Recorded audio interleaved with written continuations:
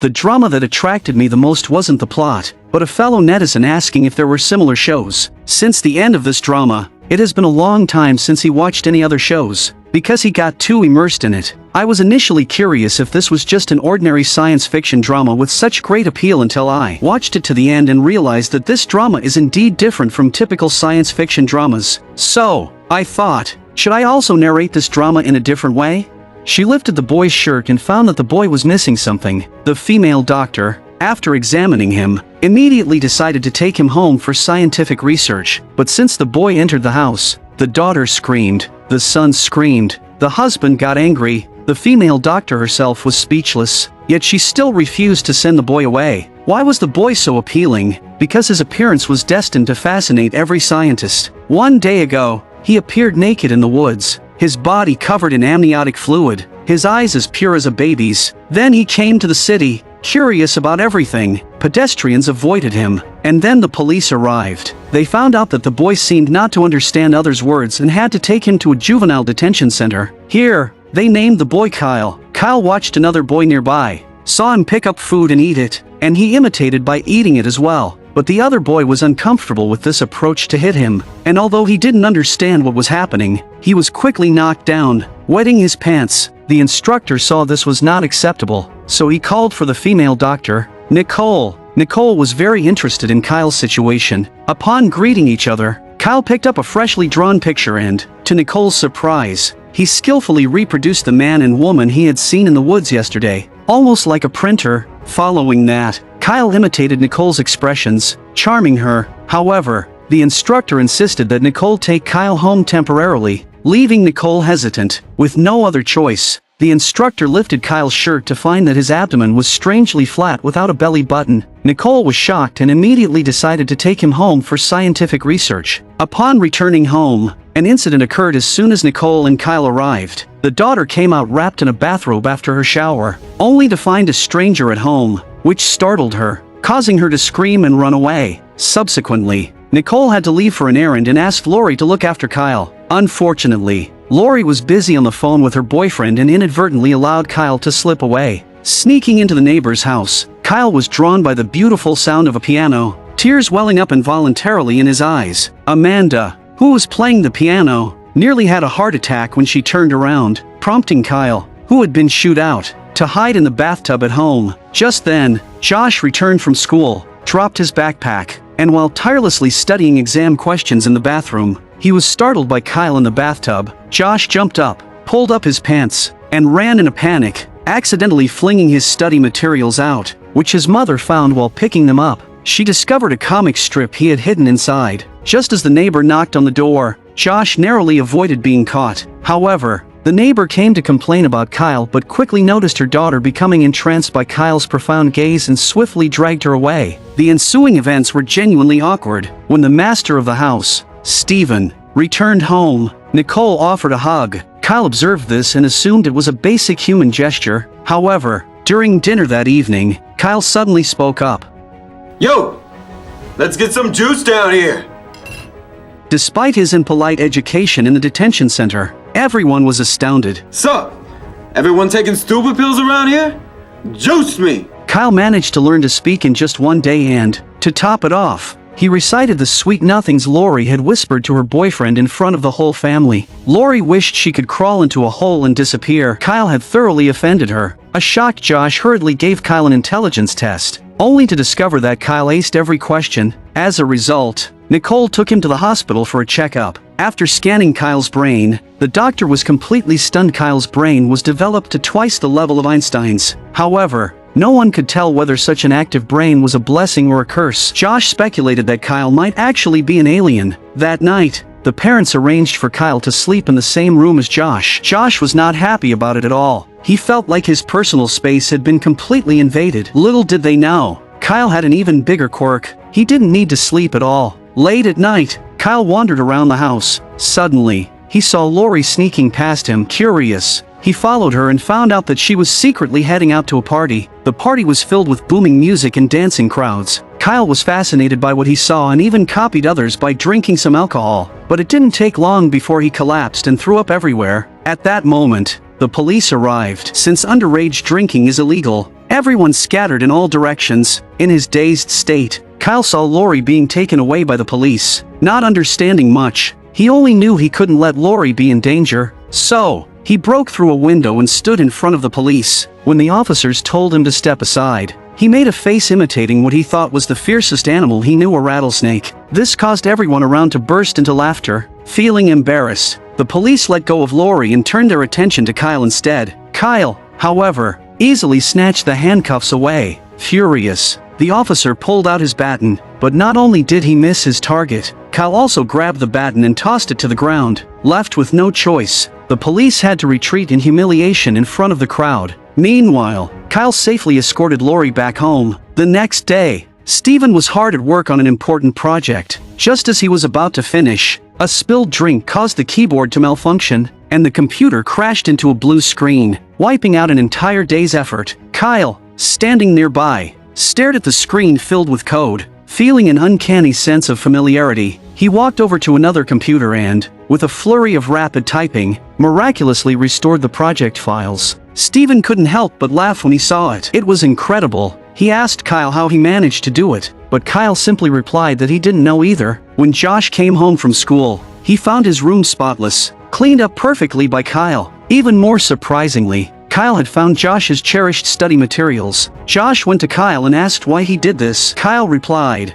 "You said you really wanted to learn this skill." Later, Kyle approached Nicole from behind and hugged her tightly. At first, Nicole thought it was Steven, but when she turned around, she realized it was Kyle. Apparently, Kyle had seen Steven greet her like this before and thought it was the normal way to say hello. Nicole said, "You startled me." Kyle asked, "What does startled mean?" Nicole explained, "Startled means scared." In an instant, Kyle remembered the rattlesnake, the boys who had bullied him at the detention center, the police officer who had hit him, and the people who laughed at him. Help me. Mom.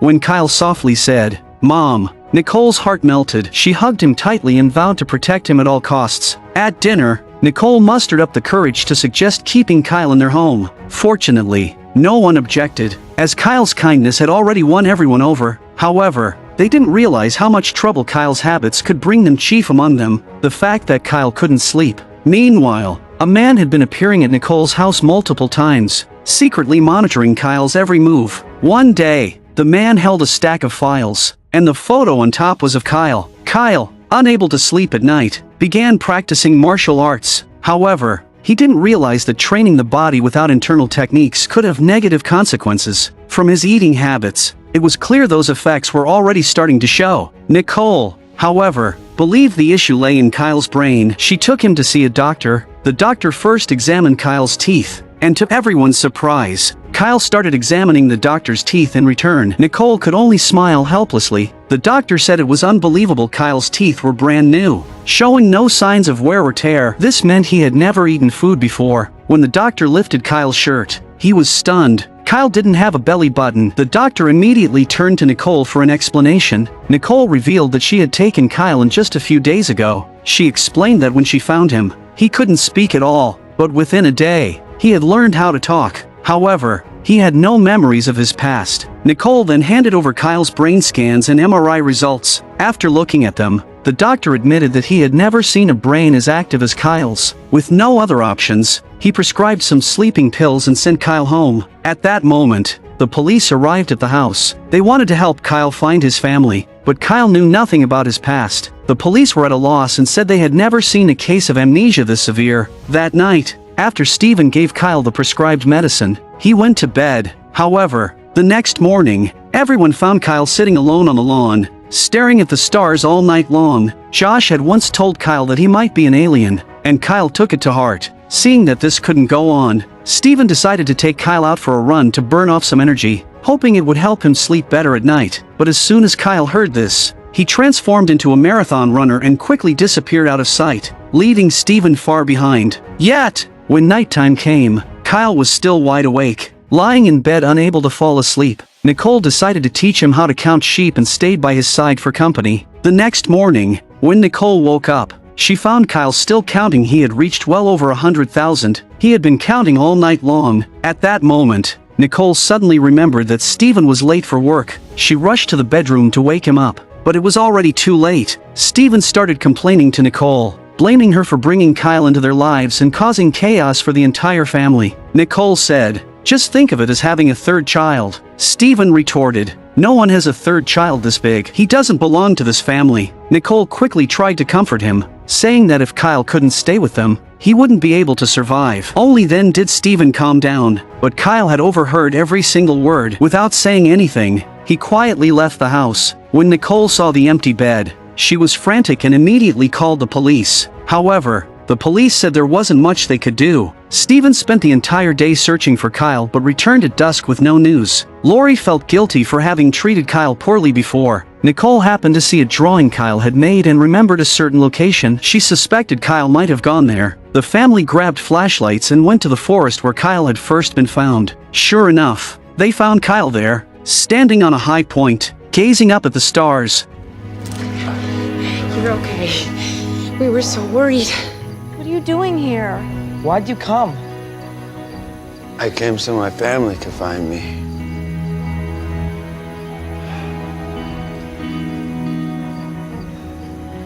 I think we just did. When they brought Kyle back home, Steven gave him a bath. To everyone's surprise, Kyle discovered that the white noise from the radio was incredibly soothing. While listening to it, he lay in his favorite bathtub and finally fell asleep. The family breathed a sigh of relief, but back in the forest where they had found Kyle, a set of human bones was discovered. This was the very spot where Kyle had first appeared. The next day, the police informed Nicole, "The child you adopted might be a murderer." Nicole was shocked. The police explained that they had found skeletal remains in the forest, along with a strange symbol. The location matched where Kyle had been discovered. "That's impossible. The bones are completely skeletal, so the victim must have died a long time ago." The police responded, "No, that's not the case. The body was covered with quicklime, which accelerated its decomposition." The police also extracted muscle tissue from beneath the victim's fingernails. A clear case of murder. Nicole pointed out that Kyle didn't have any wounds on his body, but the police said this didn't rule out the possibility of him being an accomplice. They wanted to question Kyle, but Nicole refused,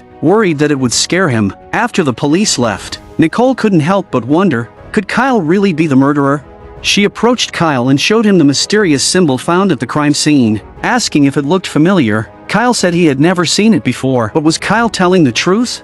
At dinner, Josh boasted that he had finally passed his exam and asked for a reward despite the fact that it was Kyle who had done the test for him. Lori also claimed she had stayed home all day to look after Kyle, even though she had gone out on a date and left Kyle alone. Hearing these lies, Kyle grew increasingly agitated. His heart raced, and eventually, he blurted out the truth about everything, but instead of gratitude, he was met with complaints from Josh and Lori. Kyle couldn't understand why telling the truth had led to such a reaction. Dejected, he climbed onto the roof, wanting to be alone. Steven joined him on the roof and comforted Kyle, explaining that sometimes lies are told out of kindness. Protecting others with lies isn't the right approach. Meanwhile, Nicole had a heart-to-heart with Lori, and the two quickly made amends. Together, the three of them reconciled, but unexpectedly, their neighbor Amanda soon tested Kyle's honesty in a way he wasn't prepared for. Earlier that day, Kyle had climbed onto the roof to fix an antenna. Instead of using a ladder to come down, he simply jumped off. Amanda happened to be driving by and was so startled that she crashed her car into a trash can. The car, her mother's recently purchased sports car, was scratched. Amanda was terrified. Kyle told her, "Just tell your mom the truth. She won't blame you." Amanda dismissed this, saying, "That's ridiculous. Who would believe someone like you, who just jumps off roofs?" That evening, Amanda confessed to her mother about the car, but as expected, her mother scolded her harshly without listening to any explanation. At that moment, Kyle appeared and told Amanda's mom, "It was my fault. I accidentally damaged the car." Amanda quickly denied it, but Kyle insisted it was his doing. Already harboring a bad impression of Kyle, Amanda's mom snapped, "Stay away from my daughter," and walked off. Kyle stood there, stunned. This was the first time he had ever told a lie, and it was because of the special feelings he had for Amanda. That day, Steven brought a newspaper to Nicole. The headline stated that the police had confirmed the exact time of death. For the skeletal remains, it was the very day Kyle had walked out of the forest. Steven couldn't help but worry. Was Kyle really connected to this murder? What the couple didn't realize was that their conversation was being eavesdropped on by the mysterious man who had been secretly watching Kyle. More alarmingly, the man had scratches on the back of his hand, clearly from a struggle. Who was he? And what was his connection to Kyle? That same day, Nicole went to Kyle's room to organize his drawings. She accidentally discovered that when several of his drawings were pieced together, they formed a symbol, the same one found at the crime scene. Meanwhile, Kyle made an extraordinary move to impress Amanda. Even though he didn't know how to swim, he climbed onto a diving platform and leapt into the pool. Landing straight into the water, he sank to the bottom, drinking water as he flailed. Amanda jumped in after him and, with an elegant dive, pulled Kyle to safety. It turned out Kyle had dreamed the night before about meeting Amanda in the water. In his dream, he had enjoyed the moment, closing his eyes in bliss until Amanda disappeared. The next day, Kyle's friends took him to a swimming pool, and to his surprise, Amanda was working there as a lifeguard. The people, the setting, it all matched his dream. Without hesitation, he jumped into the water, but he forgot one crucial thing: he didn't know how to swim. Just as Amanda was about to perform CPR, Kyle regained consciousness. Seeing Amanda's face so close to his, Kyle's body reacted involuntarily, drawing shocked and incredulous looks from the onlookers. Amanda hurriedly left, but she wasn't upset. Instead, she came to check on Kyle later, concerned about how he was doing. When Amanda entered Kyle's room, she accidentally noticed the drawings on his desk. To her shock, they were of her. She lifted the top sheet to find even more drawings of herself underneath. Amanda was stunned. Just then, Kyle walked in. Amanda glanced down and saw Kyle holding a boys-only learning magazine. Without saying a word, she quickly left. Kyle thought to himself that he was doomed. But the next day, when he went to the swimming pool, Amanda didn't seem upset at all. She saw Kyle practicing swimming and offered to teach him. Amanda gently placed her hand under Kyle's abdomen to help him float. Her touch felt almost magical, and Kyle instantly grasped the concept of buoyancy. When Amanda returned after grabbing something, she was shocked to see Kyle swimming faster than a fish. She asked, "Have you really never swum before?" Kyle replied, "I swam yesterday." Amanda laughed and said, "What you did yesterday wasn't swimming, it was drinking water." Then, she glanced down and noticed that Kyle didn't have a belly button. She asked, "Why don't you have a belly button?" Kyle said, "I don't know." Kyle took the opportunity to apologize to Amanda. Amanda said, "I wasn't angry, your drawings just brought back memories for me." She then added, "Tomorrow, I'll be home alone. You should come over." The next day, Kyle went to Amanda's house as agreed. Amanda showed him a stack of drawings, explaining that her father had been a painter before he passed away. Kyle's drawings reminded her of him. The two quickly opened up to each other, becoming close friends who could talk about anything. They were only a step away from becoming more than friends. Determined to give Amanda a unique gift, Kyle decided to draw her a special portrait. After spending several hours working on it, the drawing was finally complete. He carefully put it away, planning to give it to Amanda at the evening party and confess his feelings to her. That evening, Kyle was restless with anticipation. After waiting for what felt like an eternity, Amanda finally appeared. She looked stunning and radiant. Just as Kyle was about to speak, a man walked over. It turned out Amanda already had a boyfriend. Heartbroken,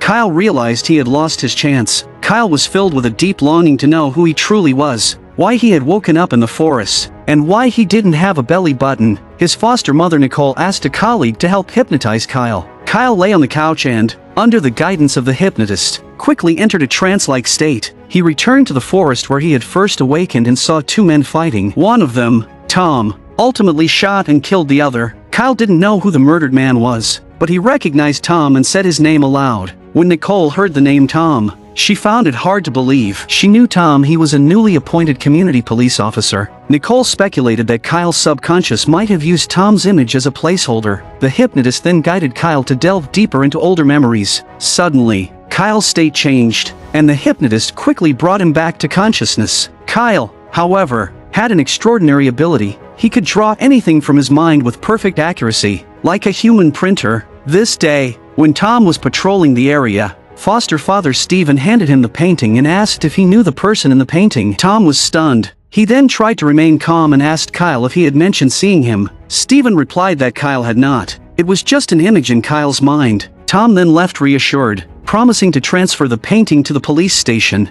Upon returning home, he began making a phone call, and to his surprise, the computer screen displayed images from Stephen's home. Tom had already secretly installed a camera in Stephen's home. It turned out that being a policeman was just his cover identity. His real goal was to get close to Kyle. Meanwhile, Kyle was playing the Ouija board with his friends, while others were asking typical questions like who the most handsome person was. Kyle asked about his own birthday, eliciting sympathetic gazes from the group. Kyle noticed that everyone had a birthday, except him. Despite his friends reminding him that it was just a game, Kyle remained persistent. A miracle occurred as everyone's hands moved involuntarily, eventually revealing the number 78127 clearly. This was not a birthday. What could it mean? Simultaneously, Kyle saw a photo of the man in glasses in the newspaper. The article stated that the white bones found in the woods belonged to him, and his real name was Feldman. This confirmed that the scenes Kyle saw under hypnosis were real. The newspaper revealed that Feldman was a professor at Washington University, specializing in human memory research. To unravel the mystery of his own identity, Kyle decided to have Lori and her boyfriend take him to Washington University to investigate Professor Feldman. In an astonishing twist, Kyle encountered a man who looked exactly like him at the university. Upon locating Feldman's former assistant, Kyle inquired whether she was Feldman's student, to which the assistant replied negatively. The assistant mentioned participating in all of the professor's projects but had never seen Kyle before. Kyle's hopeful expectations were shattered in that moment. He was determined and insisted on trying Professor Feldman's research because Kyle felt that he truly knew Feldman. The assistant allowed Kyle to attempt the research, and a miracle happened. Kyle scored full marks in Feldman's test, an achievement no one had accomplished before. This suggested that the professor must have mentored Kyle. However, the assistant was puzzled. Why hadn't Feldman publicized such remarkable experimental results? At that moment, Kyle accidentally came across a photograph of a person identical to himself. However, he quickly realized it wasn't him as the photo was dated 1985. The assistant couldn't provide much insight as she was also young at that time. Nevertheless, she helped Kyle locate Feldman's former assistant. The sight of Kyle surprised the old assistant. After the initial shock, she revealed that the person was named Adam, Feldman's most outstanding student. The old assistant praised Adam's academic prowess, caring nature toward others, and perpetual thirst for knowledge, qualities that resonated with Kyle. When Kyle inquired about Adam's contact information, the old assistant sadly mentioned that Adam had been missing for 20 years. Disheartened, Kyle was given some personal items left behind by Adam. Among these items was a paper with a mysterious symbol and a series of numbers that had appeared multiple times before. Drawing upon his extensive knowledge, Kyle quickly deduced that it was a set of coordinates. Just then, Steven called, urgently requesting Kyle's return. Nicole had recorded Kyle's hypnosis session, and after studying a strange segment of dialogue for a while, they discovered Kyle repeatedly reciting a series of numbers. Steven realized it was a set of coordinates. Upon searching online, Steven was unsettled to find it led to a top-secret government facility. Hearing of Kyle's investigation at Washington University from Josh, Steven sensed trouble and urgently called for them to return home. However, after hanging up, Kyle had no intention of going back. He was eager to unravel the secrets of his identity. Therefore, he and Declan headed to the location indicated by the coordinates. Kyle knew there might be danger ahead, so he instructed Declan to wait outside while he ventured into the woods alone. Soon, he reached a barbed wire fence and was about to climb over it when suddenly he was yanked down by someone. It was a masked man, and Kyle found himself in a struggle with him. However, he managed to break free and escape. The masked man chased after him, but Kyle disappeared without a trace. Suddenly, Kyle appeared behind him and removed the man's mask, revealing that it was Tom. What do you want? Shut up. Why are you following me? Shut up and listen to me. I'm not gonna hurt you. If I wanted you dead, you'd be dead already. Like you killed Professor Kern? He's not the man you thought he was, trust me. Trust you? Everything I did was to protect you. No. To keep you safe. Safe from what? You gotta trust me. You gotta stop asking questions. Forget about the past. Get on with your life. Because if you don't, you're gonna put yourself and you're gonna put Nicole, and you're gonna put Steven and Lori and Josh, that whole family in danger. What are you talking about? They'll kill you, Kyle. They'll kill all of you. Kyle! Now get out of here. Kyle! And remember what I told you. Go! And don't ever come back. Go! Ultimately, for the safety of Steven's family, Kyle chose to follow Tom's orders and remain silent about the day's events, no longer mentioning Feldman and Adam. However, the scene shifted to the interior of the secret department where they observed Kyle on the surveillance footage. 781227. He's alive.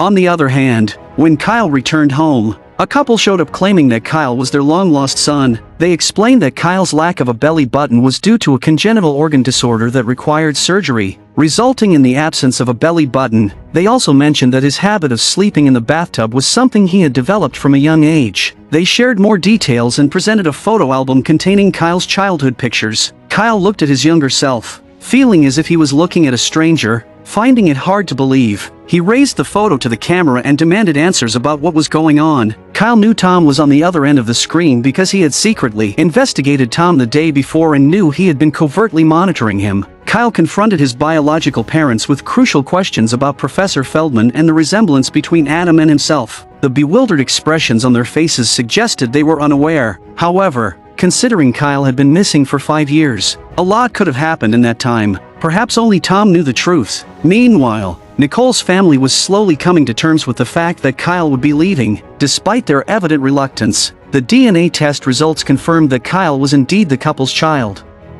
I'm not going with them. Damn straight. Kyle, of course we don't want to lose you, but it's not that easy. They're your family. You're my family. I don't care what the test says. They're strangers to me.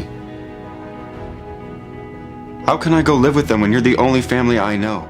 Kyle found himself in a state of painful confusion, even seeking solace in a church, while the people within the secret organization were planning to make him disappear from the world. It seemed that Kyle's existence was their mistake, implying that they had once killed a version of Kyle. At this moment, Kyle suddenly fainted on his way home, and in his unconscious state, his memories replayed in his mind. This time he witnessed clearly the fight between Feldman and Tom, where Feldman was killed by Tom. Soon, Kyle woke up to the realization that it was Tom who had drugged him. Tom instructed Kyle to stay calm and mentioned that he intended to reveal the truth to Kyle. However, at that moment, assassins from the organization arrived. Swiftly, Kyle managed to dodge the assassins' bullets, but unfortunately, Tom got shot. Kyle exerted all his efforts to help Tom escape, and they got into Tom's car, finally getting rid of another assassin. Tom urged Kyle to leave immediately while he would go back to tend to his wounds. Kyle refused to comply and threatened Tom to reveal all the truth right then and there, or he wouldn't leave. Reluctantly, Tom confessed to Kyle that he was the one who killed Feldman, as Kyle had already figured out. Tom explained that he did it to save Kyle because Feldman had intended to kill him. When Kyle woke up while Tom was disposing of the body, Kyle was sent to juvenile detention shortly after and later adopted by Nicole. This made Tom feel the need to monitor Kyle. Kyle questioned why Feldman wanted to kill him and inquired about the couple who claimed to be his parents. He wondered why he couldn't remember any of his past. Tom's revelations caused a 180-degree shift in Kyle's attitude. He returned home, acknowledged his biological parents, claimed that he remembered everything, and expressed readiness to go home with them, while Kyle's biological parents looked relieved. Nicole's expression seemed somewhat complicated. As Kyle packed his belongings in his room, Nicole entered. She appeared like a mother saying goodbye to a child leaving home, struggling to find the right words. Unbeknownst to others, her heart was filled with deep sorrow. In a blink of an eye, Kyle's biological parents' car was waiting on the roadside, and Kyle bid farewell to everyone with hugs. Steven advised Kyle to be careful, while Nicole requested Kyle to call every day. Kyle agreed to their requests, and as the car drove away, Nicole locked herself in the room, gazing at a family photo, unable to hold back her tears. Meanwhile, Kyle in the car looked deeply saddened. He revealed to his biological parents that they were actors hired by Tom. On that night, Tom informed Kyle that he actually had no memories because it was his first day in this world. Tom instructed Kyle to cooperate with the actors and leave with them to a new place where he would naturally discover the answers. After some time, Kyle finally arrived at his destination. The man in front of him turned out to be Adam, who informed Kyle that they were both clones. Over 20 years ago, Adam had escaped from the mysterious organization to control his own fate. He had since developed his influence under a new identity and had sent Tom as an undercover agent to infiltrate the organization. When the lab discovered that Kyle had lost control, they intended to destroy him. Little did they know that Adam was manipulating Tom and had him intervene to save Kyle. In fact, Kyle not only did not fail but turned out to be the most successful generation of clones. All of this was orchestrated by Adam, as he planned to launch a counterattack against the mysterious organization in his own way, seeking revenge for their unethical experiments. Meanwhile, at the secret base, another subject was nearing completion. Judging by the numbering on the cultivation tank, it appeared to be the latest clone following Kyle, hinting at a potential conflict between the two. With this, the first season's story comes to a conclusion. This series sets itself apart from typical sci-fi shows by not only delving into sci-fi narratives but also by witnessing Kyle's growth in each episode. From his initial identity crisis to gradually integrating into society and discovering his true self, Kyle's journey mirrors the conflicts, complexities, and rewards experienced by others, all converging onto Kyle in the end. This narrative easily engages viewers in their own personal reflections and contemplations on growth. While the commentary may not capture the emotional depth seen in the original footage, I have dedicated effort to the storytelling. As a movie enthusiast, I appreciate your viewership. Until next time.